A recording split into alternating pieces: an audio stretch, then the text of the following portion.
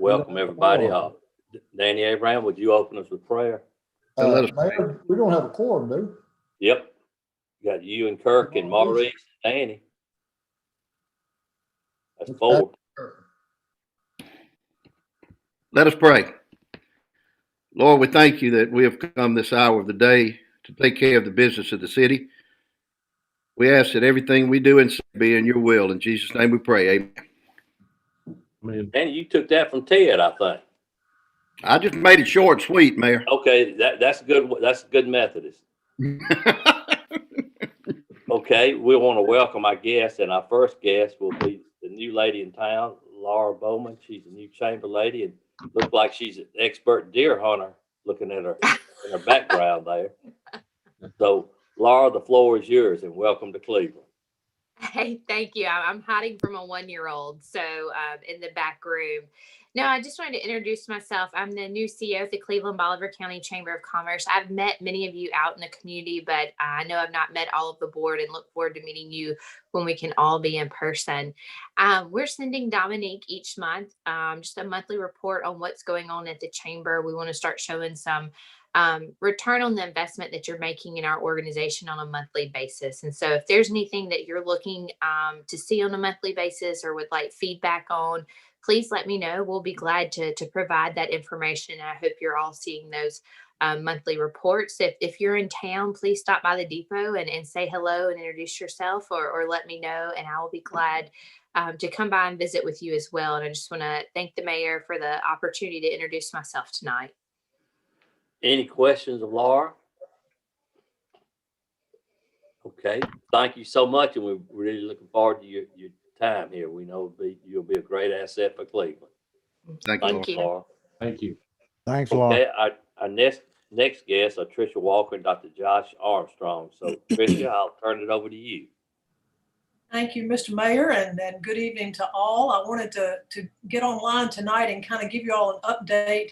I'll use Laura's words to give you a little bit of an idea of the return on investment that you've put into the Deep Roots music program. Just as a quick recap, last year we were preparing to launch a series of live music on a consistent basis in town with a small group of local musicians that represent various genres of what we call roots music. And that's everything from blues to country to gospel to folk to jazz. The virus kind of put the quietus on that. But what we have been doing in the fall of last year, rather than just waiting, we've developed a wonderful series of videos, which we're going to call Music from the Ground Up.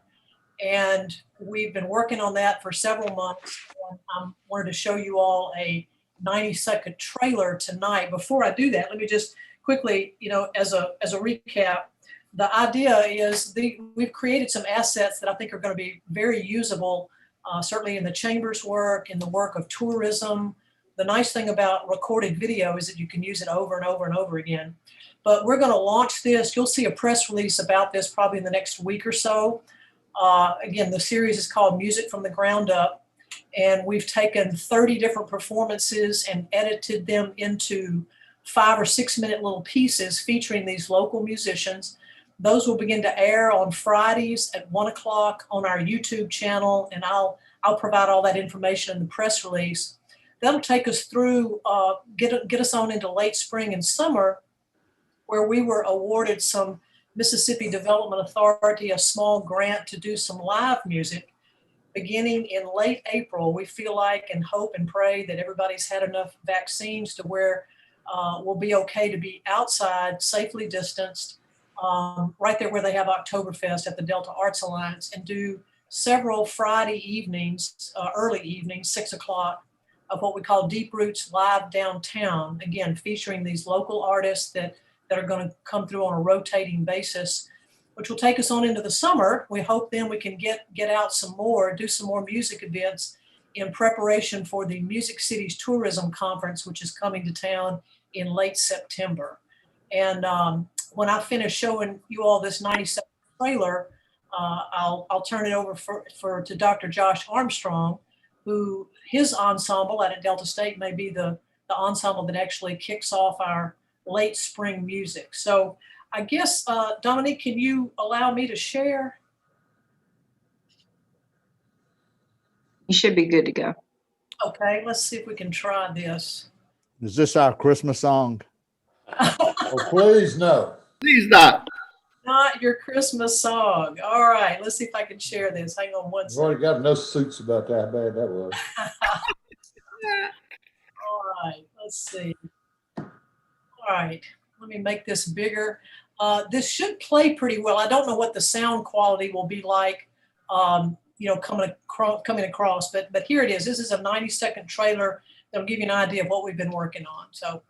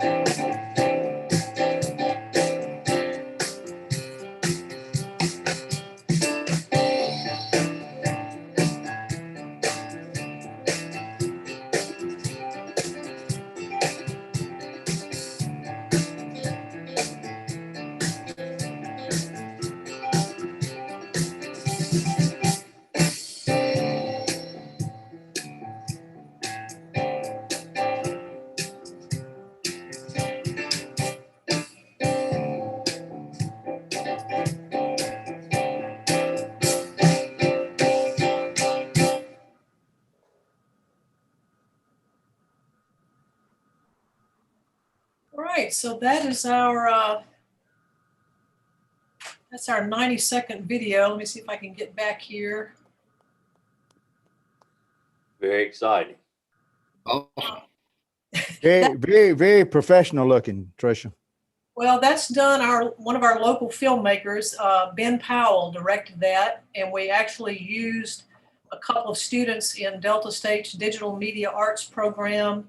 And so you'll begin to see those, again, you'll have the opportunity to log into YouTube and subscribe to the channel. So all this is part of building awareness as we move toward getting back into person-to-person music. So You need to make Homer Sledge pay you for that free RC advertisement. we timed that just right when he was trying. No. Oh gosh, that was a lot of work, but it was really great. We partnered with the Delta Arts Alliance, to use their theater, and the musicians that we're working with are just great. These are all local. We want to showcase the local regional talent as we begin to build this identity of being a music town. And so, before we start this, the first downtown show that we've got as part of the grant program is scheduled for Friday, April the 23rd. But the Friday night before that, we had a proposal, and my friend Dr. Josh Armstrong, who's on the call there.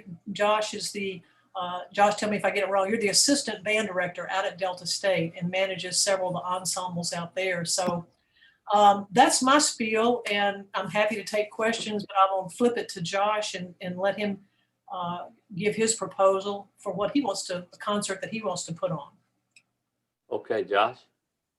Hi, everyone. Can y'all hear me? Sure. Yes. Thanks for having me on for a little bit. I know some of you, I haven't met all of you before, I don't think, but I'm Dr. Josh Armstrong. I'm the technical title is Assistant Director of Bands at Delta State.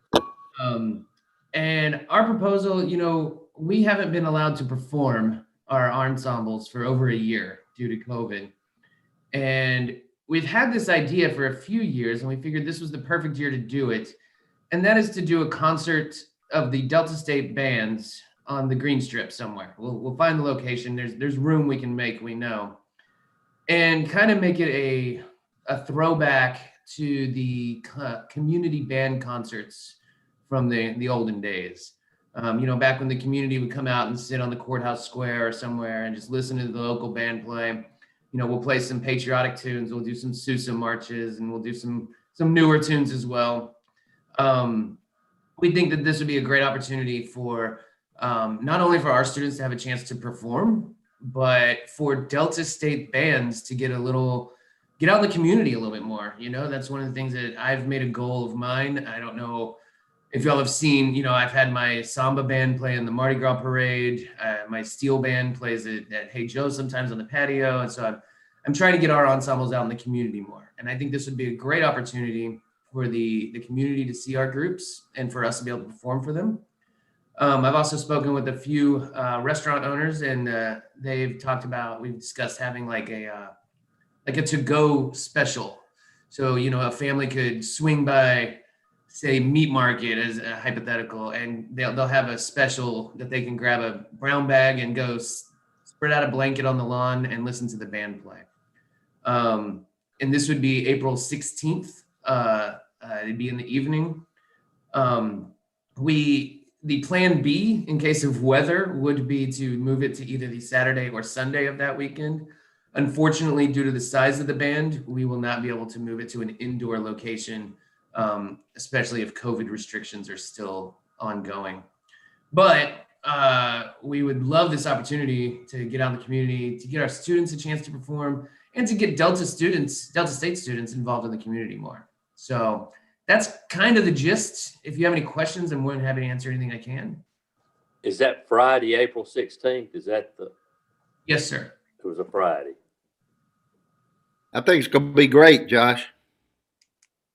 Yeah, we have a little time. I think the COVID deal is still looming heavy on all of us, and a lot of people are getting shots and such. So we do have a mirror of all of February and all of March and then half of April. So I think it sounds exciting. What does the board agree? We don't need a motion or anything, Mayor. I mean, it's. No, it's why don't we put I think something tentative is plans, good. Josh, to do that, and if things, because we're in a very fluid world, as we all know.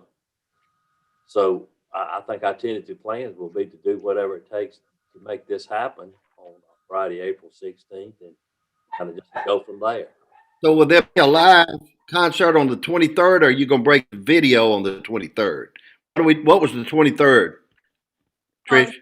23rd will be the first of 8 Fridays that are partially funded by a grant we got from the Mississippi Development Authority, some of the recovery funds. So Okay. almost, you remember the little Levitt series? It'll almost be like a smaller Levitt kind of series. Live, right. And that'll be generally, we're working out the details, probably 6 to 8 in the evening, early evening on Fridays. People get off work and want to, hang out a little bit. Downtown areas or? Mayor, let me ask a question. Okay, Gary. We have a green strip committee. Has that Yeah. committee been presented all of this, Dominique? No, I figured we would go straight to you guys and have this go under Trisha's umbrella. Okay. Yeah, that'd be fine. That's Okay, why that's fine. I have a comment. I just want to make sure, because we need to, if we don't, we're going to start having events down there. That Yeah, just gonna I was happen on fixing their to own. pass Josh on to Dominique. Okay, thank you. Yeah, and if there's Gary, if you can get me some information on the green strip All committee. you have to do is contact Dominique. She's on that committee, actually, I think. She's the head lady in charge, I can assure you. Okay. Very good. Kirk, do you have something? I would suggest that chamber would be a nice thing for the CEO of the chamber to be involved, especially in the DSU. They may not have that connection yet, but that would certainly bode well for them. We need as much publicity as possible. Yeah, Dominique, you and Laura had visited, so y'all need to continue. So we'll all be on the same page on all of these events. Okay, this is very exciting. Yes. It is. Any more questions of Tricia or Josh? Thank y'all. Okay, thank y'all for being with us. Thanks, guys. Much appreciate it. Thank you Bye, so much. y'all. We're looking forward to it. Danny, Griffith, can you go into public hearings? Yes, sir. We'll be quick. Johnny Lewis, 1109 Cersei Street, no progress. Charlotte D. Sappington, 628 Jane Street, no progress. Jerry Dicus, 602 South LaFleur, no progress. It would be in order for the board to move to adjudicate those properties with no progress and to pass the ones with some progress on to next month. So moved. Gary made the motion. Second. Danny, second. All in favor, say aye. Are we still missing Robert and Ted? No, so you got See Robert. I see Robert at the bottom. Yeah.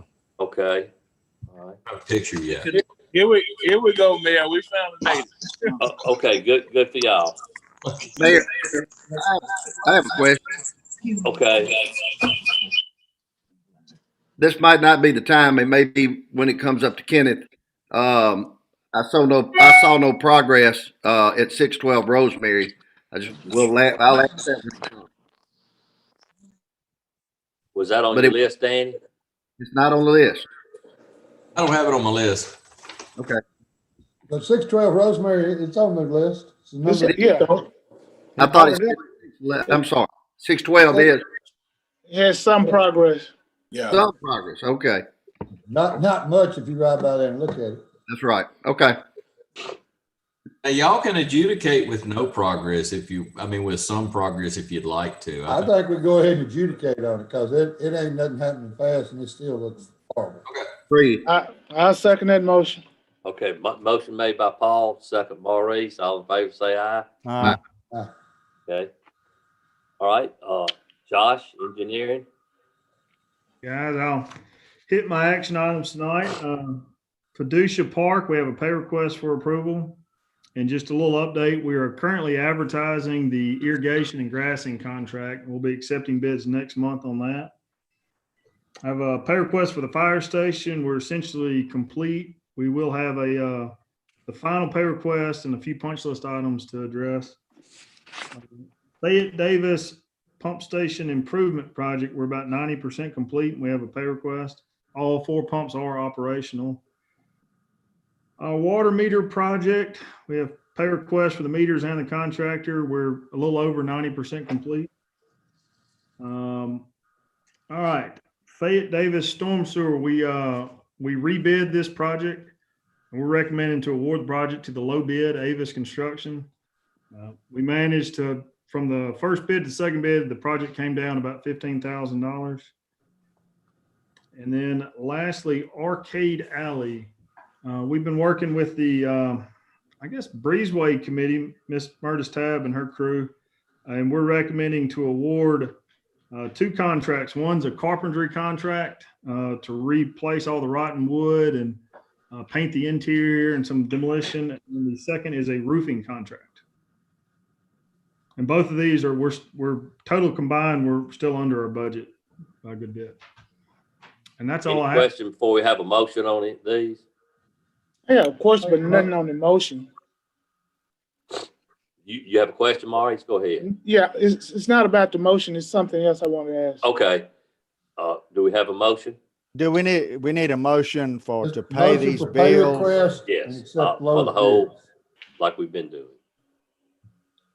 Make So a moved. all pay request and accept the lowest bids on the construction contracts. Right. Second. Paul made the motion.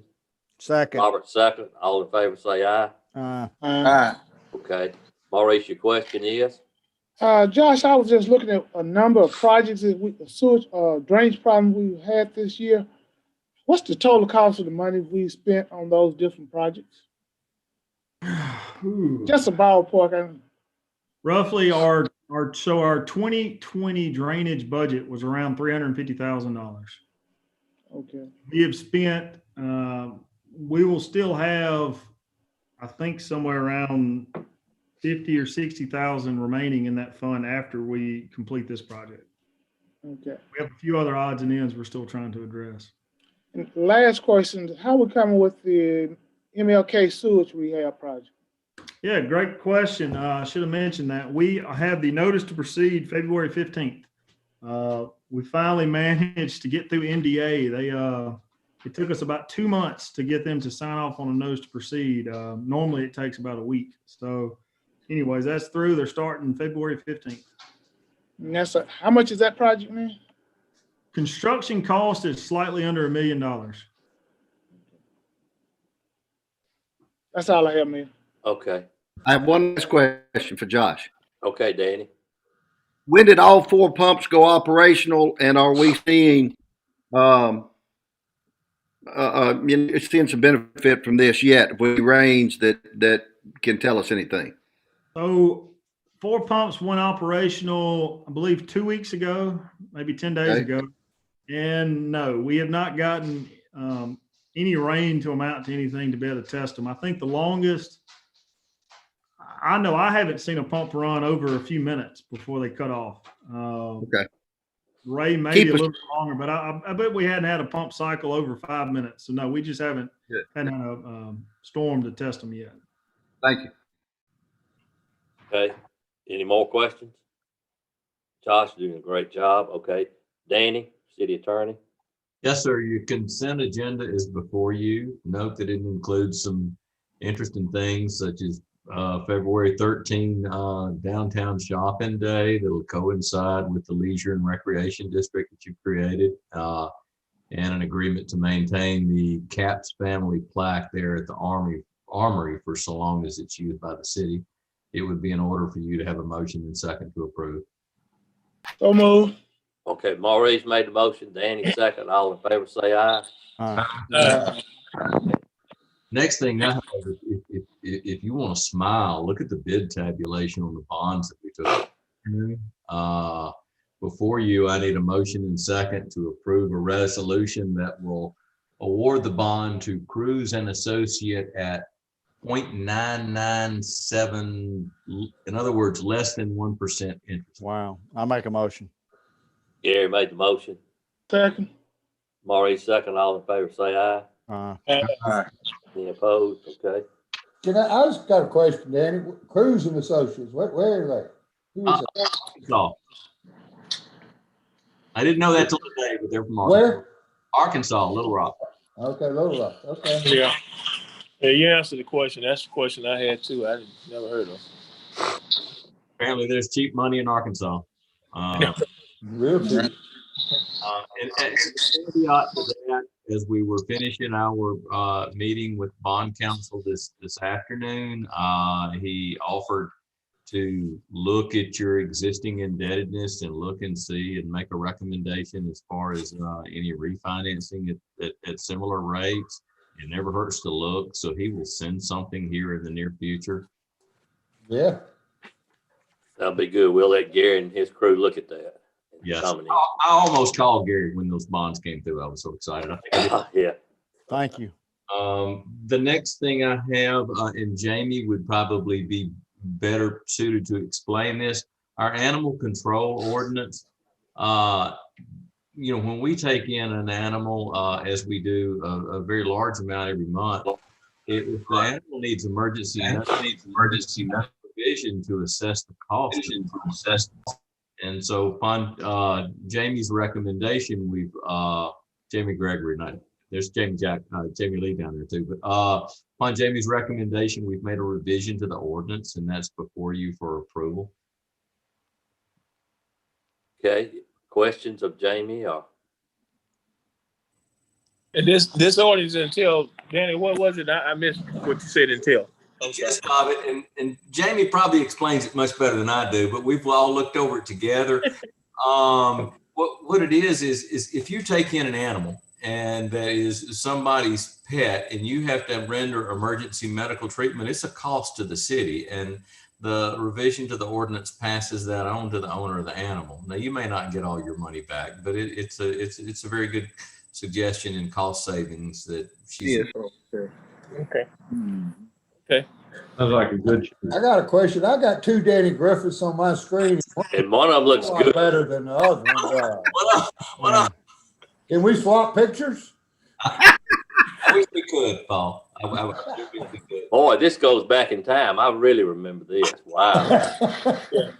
Mayor, I make the motions, with subject to be revised. It's okay. I'll second that. Okay, Robert, Kirk, all in favor say aye. Uh, Any opposed? Welcome, Jamie. And that's all. Mayor, I have one question for Dan, if I may. Yes. Okay, Dan, is there any new developments on the court dates for the Shamrock or Jackson lawsuit? Those Yeah. apartments?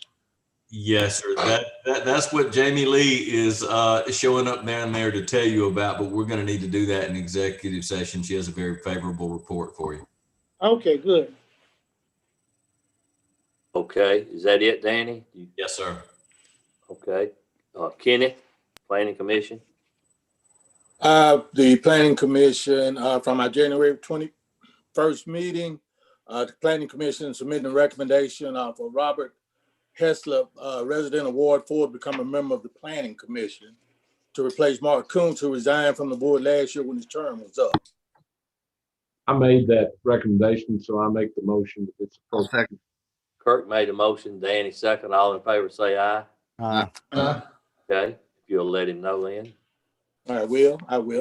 And lastly, He's not my in month. town. Go ahead. Okay. But I talked with him last week, so he's aware that it was coming on as recommendation. And next, I have my monthly report and commissioning updates on all the commissions. It was in my report. If you guys read it or have any questions, I'll be ready to take questions if you have anything. Other than that, I don't have anything. Question for Kenny? Let me say this to you and your staff. I want to say this to you personally because you are the director. I noticed that cleanup project that the mayor spoke of and all of us spoke about, we've seen a tremendous tremendous progress.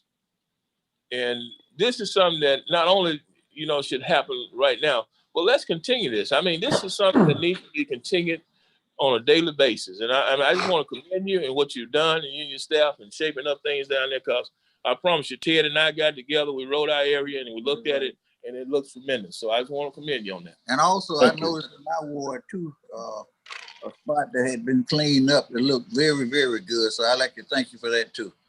Thank you. Okay, anything else, Kenny? All right, if not, we'll go to Lisa. All right. I don't have anything unless y'all have any questions for me. Questions of Lisa? What kind of visitation you getting, Lisa? Any? I mean, are we picking up pretty much the same? This month is always dead. We don't ever have any visitors. Christmas, nothing happens. Nobody. During Christmas, it was good. Right now, it's always slow. We had a couple of people from Texas today, and another older couple, and I don't think I found out where they were from, but that's it for today. We're just not doing a whole lot, and we never do in the month of January. It will start to pick up next month and start to grow from there. Hopefully, we'll be flattening the curve pretty soon, and that'll make a difference too. So I can't even begin to paint a good picture of visitor traffic right now. It's just slow, but it will pick up. Yeah. Lisa, my wife and 5 grandchildren love it. Thank you. Thank you. Okay, any more questions? If not, we'll go to Buster. Y'all have my monthly report. If you have any questions, I'll be glad to field them at this time. Chief, and kudos to you and your staff too. I just want to say that for what it's worth. I mean, hey, tremendous job. Once again, as I said to Kenny, there's something that's going on that we started, we can't stop. And I mean, your crew is doing a hell of a job out there. So let's continue to do what we're doing. All I can say is I give the kudos to the guys because they're really getting out there and getting after it. Absolutely. Last weekend, y'all had a successful weekend for sure. Yes, sir. Chief, I'm sorry. Danny? Are we still too short, Chief, or have you filled those? We're in the hiring process right now. We're actually 3 short. 3. I'll be getting with, yes, sir. I'll be getting with Heather tomorrow. We're going to be trying to bring some in for an interview, and hopefully in about 2 weeks to maybe this time next month, we'll be bringing you some prospects for new hires. Thanks.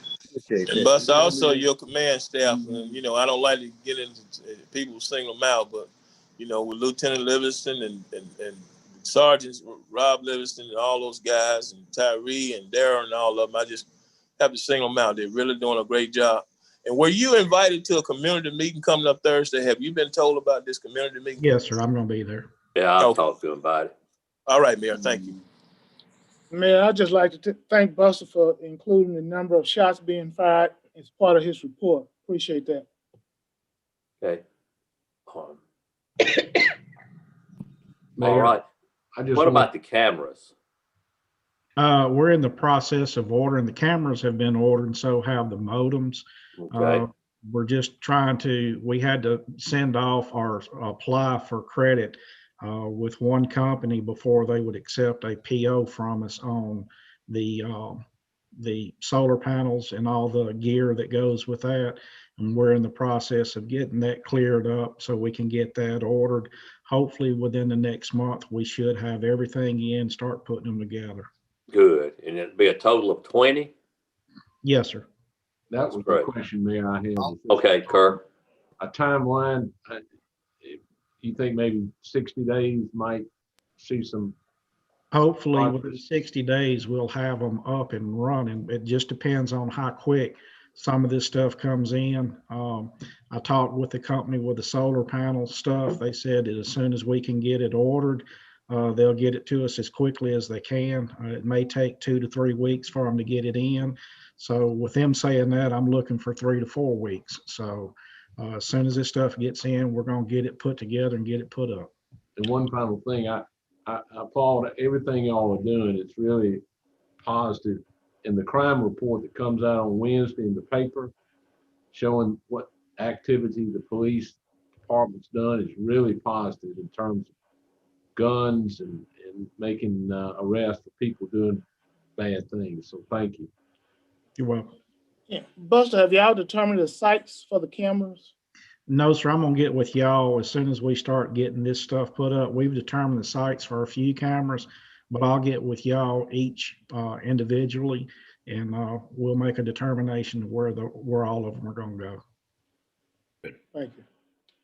What is the traffic study, Chrisman and Delta intersection? That is, Mr. Campbell requested a traffic study because there was some interest in putting a 4-way stop sign there.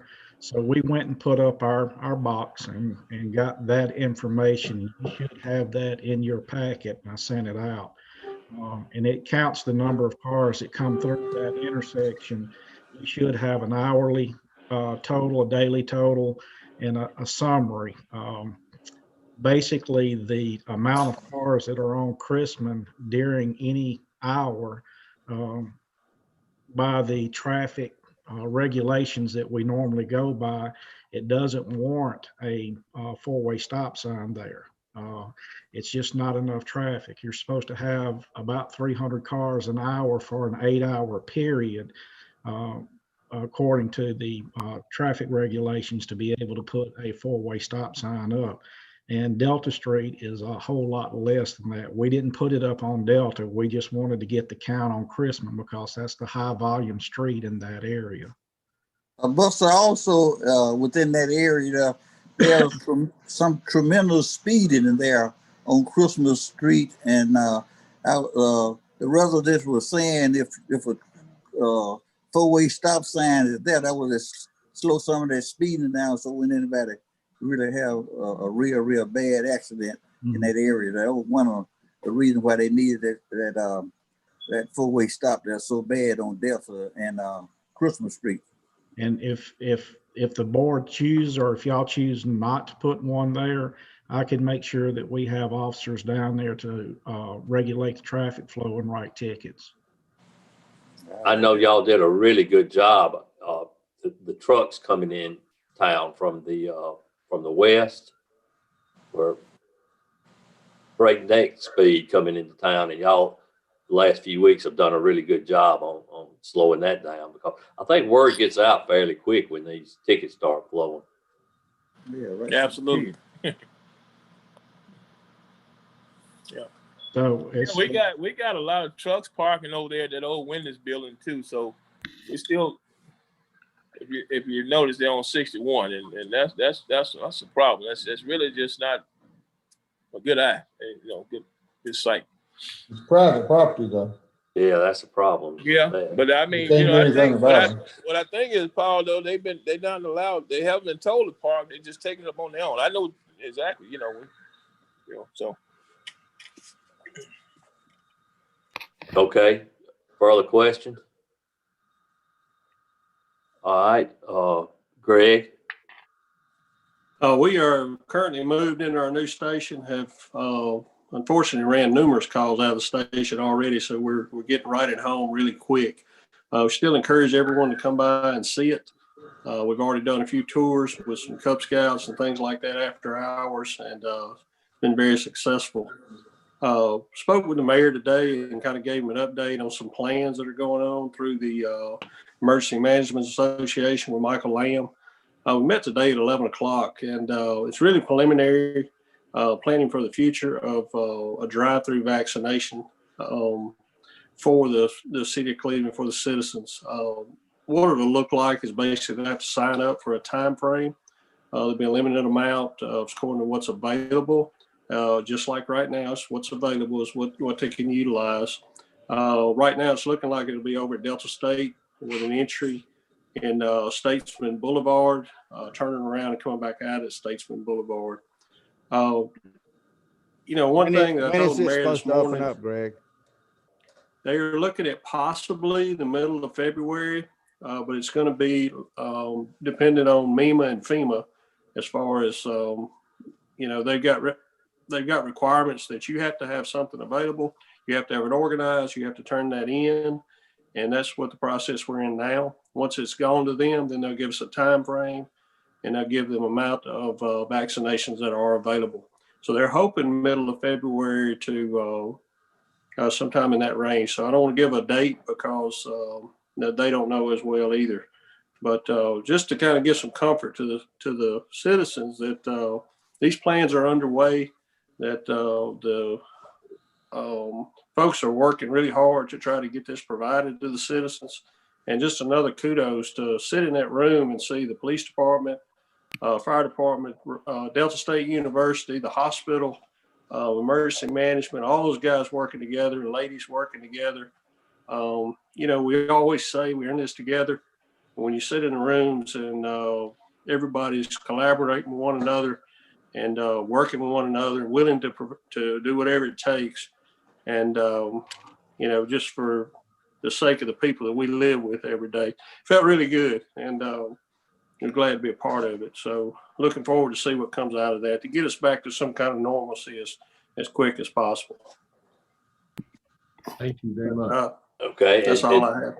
Buster, thank you for being there too. Y'all will help on the traffic flow with that. And, this is a really special place when everybody's got the right attitude and pulling in the same direction, Greg. You're right. Okay. Jamie. Hey, I hope I don't have any issues. I'm having internet problems.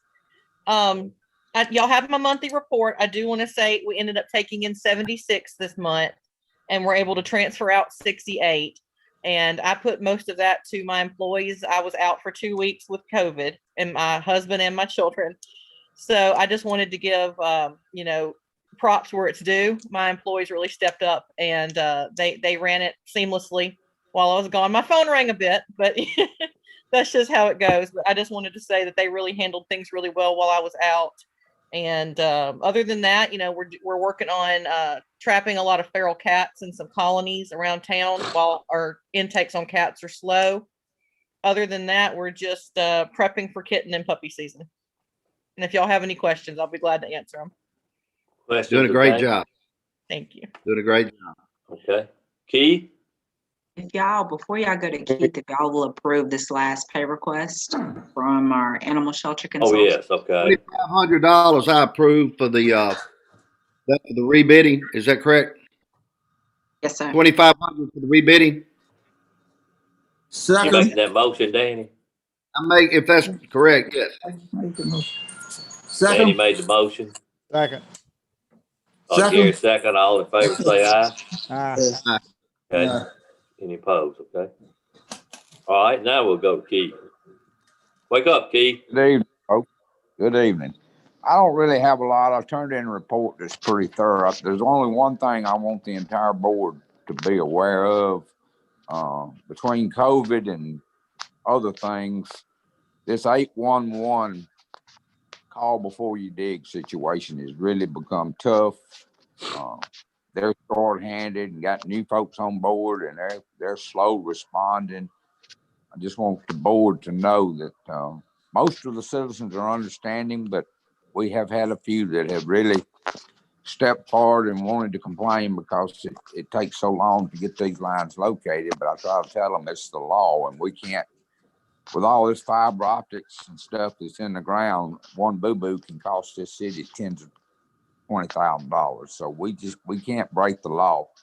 And if y'all get any calls, if y'all would just try to explain to them that we're having to follow the law.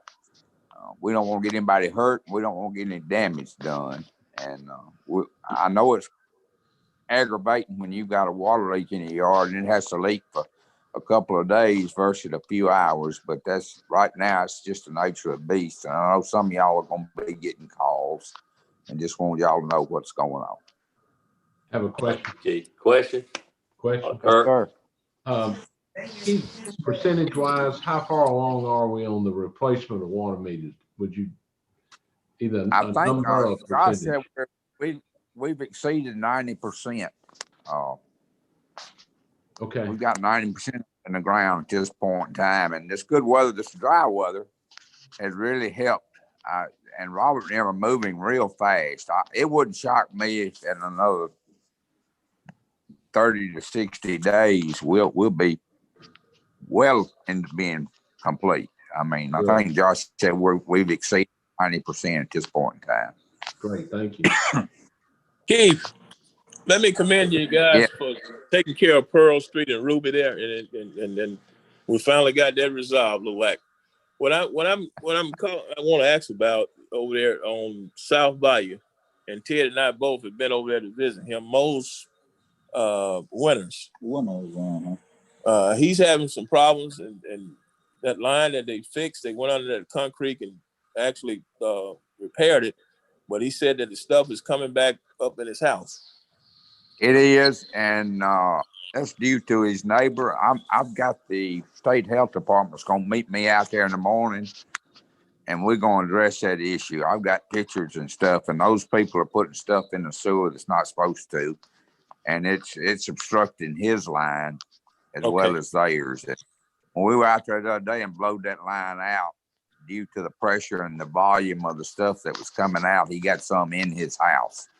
But we will be out there in the morning, and I told him we were going to be out there yesterday or Monday, but the health department was closed Monday when I told him that. So I got up with him, and we're going to be out there in the morning.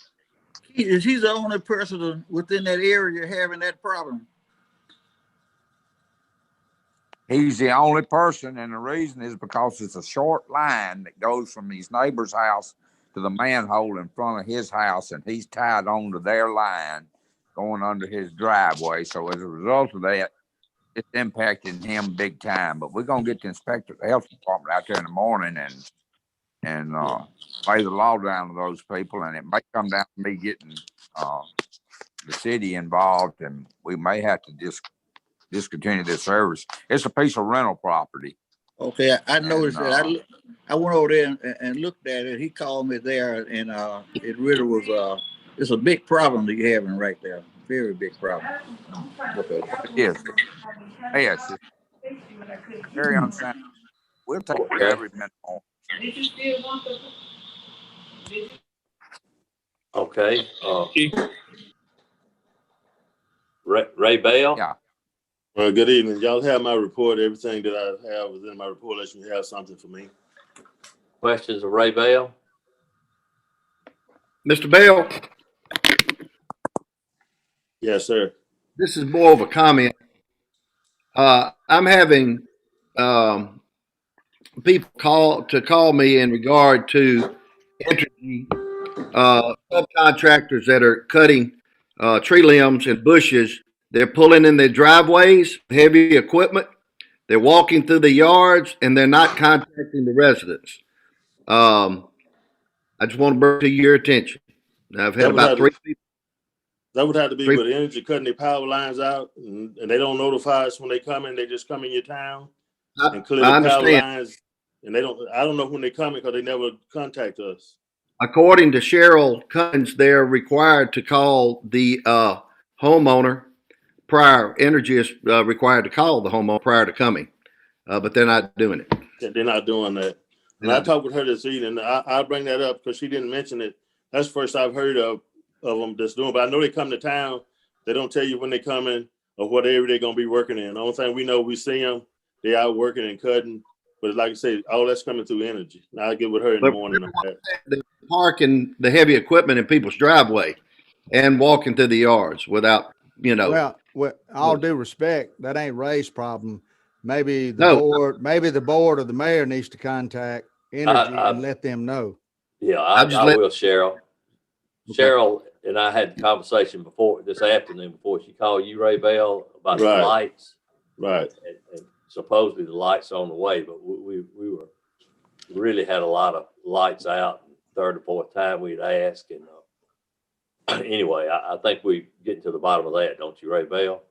Oh, yes, sir. She told me she was sure in the morning she's gonna make a call to the number where we report the lights, and she's gonna see what the problem, because we report them once a month.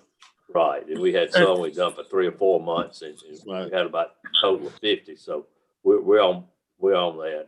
Mayor, I spoke with Ray about that, and he's giving us that list every board meeting, and those lights are there. And I mean, in other words, he needs some help. I mean, it's just going back and forth, and we're not getting any results. Now, I know Cheryl Cummins told us that we needed to have her person to come out, and they would, but it's unfair to him to keep on reporting and then there's no results. Yeah, I had a meeting at 5 o'clock with her today. I think maybe we got everything straight. Okay. Well, thank you. I appreciate it. All right, Ray. Thank you. Well, okay. Let's see where we are here. Clint. Good evening, Mayor. I've got a couple things for tonight as usual. First being, I got an invoice from for Barge for our pavement rehab project out of the airport that's ongoing. I just need a approval for it. So moved. And then second, Gary made a motion. Second. Paul second. All in favor say aye. Aye. Any opposed? Okay. What else? Go ahead, Clint. Secondly, I have a change for the painter. We had a building out there painted that was damaged from the tornado. Anyway, I got a change order for that, and I'm more than happy to explain it further in depth if I need to. Does anybody need an explanation on that? I don't. Okay, I think we're good. Anything else, Clint? No, sir, that's it. Just need approval for that change order, and that's everything I have. Okay. Second. Okay. Paul, Maurice, all in favor say aye. Any opposed? Okay. I have a question. Okay, Kurt. Clint, I noticed you had a loss of power supply, and that ran all the power issues with the airport. How much was affected by that loss of power? Was it for 2 weeks? You talking about the what do you mean are you talking about the AWOS? AWOS. That's our automated weather observation system. And what happened is the power supply went out in it, and we lost it. The AWOS completely for a couple weeks until it could get till RSI could come down and take a look at it. And once they came down, he was able to kind of rig up a temporary power supply while we waited on a new one to come in. But it burned up our VHF radio. So the AWOS was operational. You could call it and get weather, and you could get weather online, but it would not transmit over the radio. So if you were in the air flying to the airport and tried to tune up the weather, it was unavailable. But it took a couple months to get the radio fixed and back, and they got it RSI came back down a couple weeks ago and got it installed, and now we're back and we're fully operational at this point. Great, thank you. Okay, further questions? I do. Last question. Were these panels that were being painted damaged during the tornado, Clint? Is that correct? That's correct. Were these reported to insurance? Was it enough damage? Yes, sir. Thank you. All this was last year. It was just the reason it's taking so long. It took several months to get the buildings finished. And then this particular group of painters, they generally spend the summers in the Midwest painting grain bins, and then they spend the winters in the Delta. So that's why it's taking so long to get everything finished. Thank you. Thank you. Okay, thank you, Clint. Jason? Yeah, outside of my report, I actually have two things I want to discuss tonight, and one of them is the gate at Bearpin Park. So as of right now, we do have the west gate entrance. We have that gate installed, and it is currently locked at all times. The east entrance, that one is installed and is functional, but we're not going to start using that until the turnabout's built, and they're going to start on that supposedly tomorrow on that. And still waiting on our signage and our lights, which should come in this week. As far as the west entrance goes, I know we've had a few complaints so far, but we did get a rebate from Energy, I believe last month, Dominique. So I think with that rebate, we should have enough within my budget to make the entrance on the west automated as well. So they'll both open in the morning and both close at closing time. So that's my recommendation right now, is to do that on the west end, since we have the money to do it. All right. I'd like that to be discussed before we go. Yeah. Okay. With the complaints that are coming, and I've gotten 5 calls the past week, and I ain't going into the detail of it, but it is people that are wanting to cut through the park that live in the country. Because correct. What's that road out there? Crosby. It's so bad, the county won't fix it. They avoid Crosby Road, where they don't have to go all the way up and down Crosby. I'm still thinking, we talked about closing these parks, and I'm still saying these parks stay closed. That road was not designed to be a public road. It was a park road. It's not wide enough.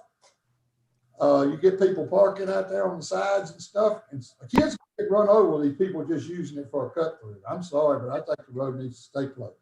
Okay. I agree with Paul 100%. I have had 2 or 3 phone calls, and you try not to be ugly, but by the same time, I've had to tell some of these people they need to get used to it. That was never intended to be a through street for Cleveland, and that's exactly what's happening. It's not built to specifications for a through street. Yeah, it needs to stay locked all the time. It needs to be there only as an emergency entrance. It's just like having a one-way street downtown. People will eventually get used to it. Okay. So outside of that, I do want to talk about the park time closing, because in March, I think March 14th, we have the times changing. And I know right now we have the parks closing at 8 o'clock. So when the time changes, what do we need to change that to? Are we going back to 10:30, which we already have signs made up for 10:30, or do we want to go down? I just need to know what I need to put up for signage around that time. I don't think we need any park open to 10:30 at night. You think we do? I don't think we do. Okay. What time does it get dark? 8 or 9 o'clock. I'd say 9 o'clock. I'm with you. I think games are, it's dark by 9. 9 o'clock is What- perfect. What time are the games over with? Most games are done during the spring. They're usually done by 9 o'clock. Well, I mean, if we got games going on, that's one thing. But if if there's nothing going on, the parks are closed at 9. Would be my recommendation. The parks will stay open until the games are over. Paul, you making a motion for 9 o'clock for the summertime? I second that. Okay, Paul made the motion, Ted second. All in favor, say aye.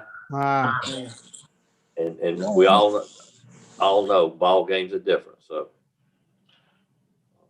I got one question, Mayor. Okay, Maurice? Can you give us an update on putting the lights, extra lights at the Amity Moore Park? Where are we with that? I think Jason left, huh? I don't blame Maybe he can give us a report at the next meeting, because we had said I think there was a so. lightning. You can give him a call, Maurice. Okay, Dominique. Yes, so I'm gonna skip over number 2, but number 3 is approve the recommendation. This came directly from the Bolivar County Community Action Agency to replace our current appointee, Felicia Graham, with Mrs. Bertha Cummings. Need a motion? I'll put that in the form of a motion. Maurice made the motion. Second. Gary second. All in favor, say aye. Aye. Any opposed? Okay. So 2 other things before we talk about health insurance. In my folder of your packet, I have 2 policies that I would like you guys to look at before next meeting. One is a policy discussing any type of water billing dispute. So if a person is unhappy with their bill, thinks there's an error, then we're gonna actually have a checklist that we're gonna go down and a formal response, responding to their appeals. So if y'all could look at that. And the other policy is a traffic calming policy. This was a policy that Brett Mormon put together with Mr. Ray a few years ago, and we just wanted to update it and make it more so match the MUTCD. So we'll go back to the health insurance. I'm actually going to defer to Alderman Gaines Paletti on this. Thank you so much. Can you share, do you have that, where you can share it on your screen?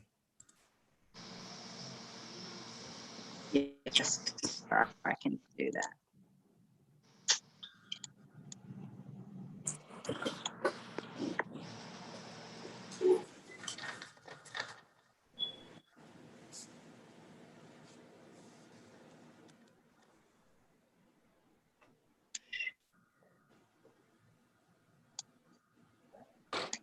Move some stuff around. Wrong one. Yeah, I'm on my remote screen. Y'all see me moving around? Yes, ma'am. Yeah. You're doing good. Okay.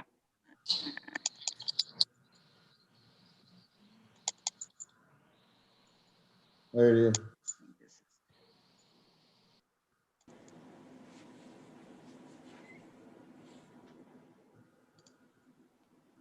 All right. Okay, so I'll just cover the main components of this first. We have a partially funded health insurance program, and what that means is partially self-funded. What that means is the city partially funds the insurance, and then part of it is underwritten through typical insurance companies. Well, what happened, and Dominique, if you'll just kind of use your cursor, the surplus that we have in our reserve when we start this year is $480,000. If y'all remember, we go back to about, and y'all correct me if I'm wrong, somewhere maybe around 2005 or 6 when we started the self-insurance program, and we started with 0. We had no money in that reserve. It actually got up in the $700,000 or $800,000 range. Well, what's happened is in the last few years, our experience ratio has been extremely bad. And so right now, our insurance premium that we collect, and that insurance premium, and I'll show you in just a second, but it's $1,006,764.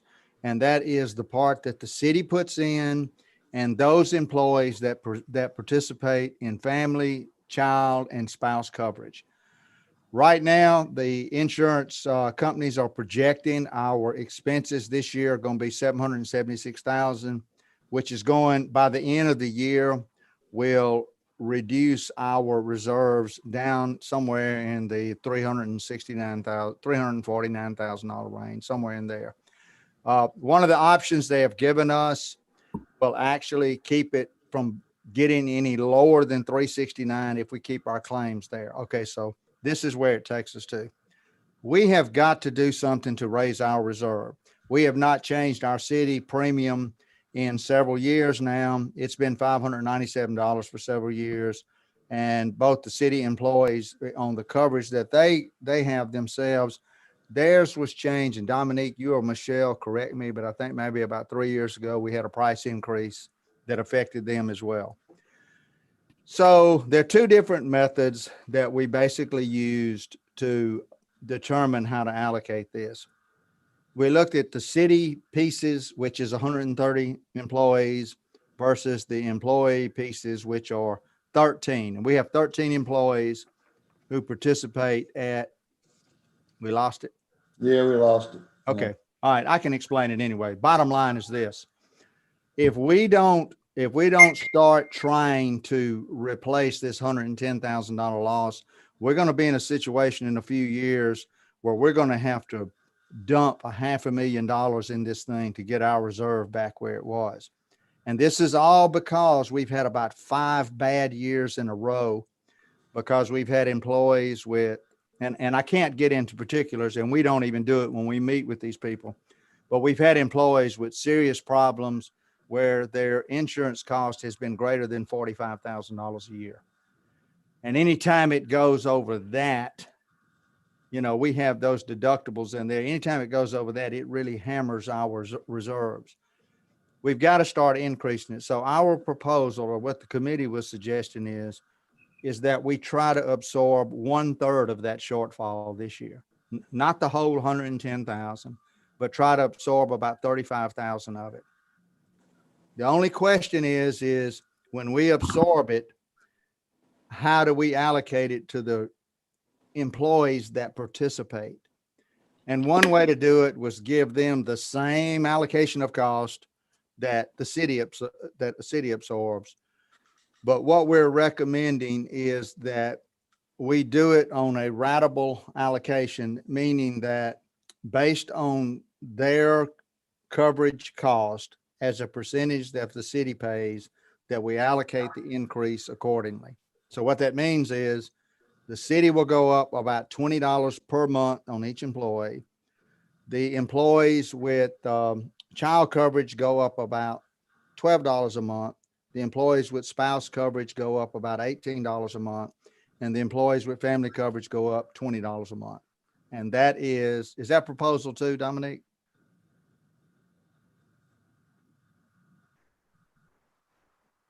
Yeah, I think it is. Anyway, that's proposal number 2. So in other words, the city goes from $597.50 a month to $619.31. And the employees, yeah, it is number 2. And the employees that participate will go from $460 to $476, from $339 to $351, and from $581 to $602. That's only going to absorb $36,755 of the shortfall. But if we don't start planning for this, we're going to get hammered in a couple of years if this continues. So the committee was made up of myself, the mayor, Dominique, and Michelle. We did meet with our insurance specialist out of Jackson, and I would recommend that we use option 2 going forward. And Dominique, when we've done this in the past, we have made that adjustment mid-year and not waiting on the budget, have we not? Yeah, our plan year starts March the 1st. So I would like our motion to go on and make that adjustment effective March 1. I second that motion. You making the motion, Garrett? Any Yes. second? All in favor, say aye. Aye. Aye. Opposed? Okay. Dominique? That's all I have, Mayor. Okay. Heather, Human Resources? Heather? Good evening. Hey. On the employee action request, we have one I'm asking for approval for Public Works, unless you guys have any questions. I move that we approve the request for Public Works for a new employee. Maurice made the motion. Gary second. All in favor, say aye. Aye. Opposed? Okay. Is that it, Heather? Yes, sir. Okay. Robert, you got anything? Mayor, I think I just about highlighted it all. Once again, just to, commend our staff on what they're doing and what they're trying to continue to do to keep our city flourishing, you know. Okay. Danny? I want to thank Gary Gainsborough personally for taking time and going over this insurance on his time, and you too, Mayor. Thank y'all very much for taking care of the city. That's a great job. Okay, Maurice? I'd like to thank you, Mayor, and your team for contacting us so that we can get that shot. Okay, good, good. Ted? No more than right behind my house where I've had a lot of complaints about the shooting and everything. And I think the police department did a very good job last week on containing some of those guys that was in that area. So I'd like to, thank the police department for that. Okay, but we just can't rest on any laurels. We just got to keep pushing harder and harder. Gary? The new fire station that we have, Greg, might want to look at the back side of it. It looks like we need more street lights on the back of it. The back of that thing was pretty dark. Yes, sir. What we've done is we wanted to get over there. There are some plans and wiring for a street light on each corner going into the station. During budgeting and all, we were going to see what they were going to look like and try to utilize the surrounding lights. And we are looking at that, talking to Josh and looking at that right now. So yes, sir, we're going to address that. It would be a lot cheaper just to put some spotlights on the corner of that on the corner of those buildings. That's actually what we're looking at. Okay. Yep. Cause I mean, I rode by there and I was kind of shocked at how dark it was over there. Well, it's one fine place, I can tell you. Oh, it's gorgeous looking. We just need to protect it. Inside and out. Okay. Yes, sir. We're on top of that. Thank you. Kirk? Yes, sir. Thank you, Mayor. I just wanted to thank the police department for their hard work. And they're making a difference. And I think people know it. And I think we're very fortunate to have such a hard-working police department. That's all I have. Thank you. Paul? I'm good. Okay. I want to thank the ones of y'all that came out last Friday to the Armory when the Mississippi National Guard gave us the Armory. It's a really serviceable building. It's a really nice building. It's kind of a rough drive to get out to it, and the parking lot's in rough shape, but we got some valuable land, and we even got a tank. So we got a little education piece there, I guess, or a conversation piece, one or the other. But the keys for the time being are going to be in the hand of Jason Woods, and they're really lobbying to have that for their office and recreational activities. So as we go along, we'll be getting into that. But I think the city will benefit by having the National Guard Armory because it was built right. Couldn't even tell it has a leak in it in all the years that it's been there. And I think it was built in 72. So we're excited about that. And that's all I've got. And Danny, what about executive session? Mayor, I move we consider an executive session for personnel issues, litigation, and I believe that's it. Okay. Second. Danny, second. All in favor, say aye. I move we in executive session for those same reasons. Kirk made the motion. Danny, second. All in favor, say aye. Aye. Okay. Dominique will get us there.